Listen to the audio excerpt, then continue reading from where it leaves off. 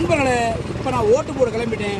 ஓட்டு போகிறதுக்கு முன்னாடி லைட்டாக ஒரு கரும்பு ஜூஸ் அடிச்சு போடான்னு அக்கா கடைக்கு வந்தேன். அக்காவை காட்டுங்க.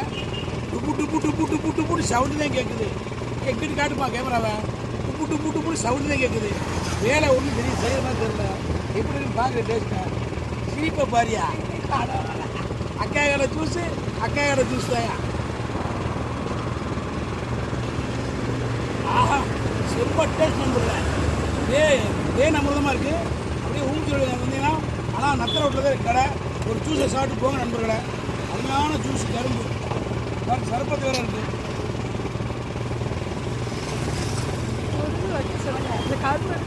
ரொம்ப சூப்பராக இருக்கு நண்பர்களை.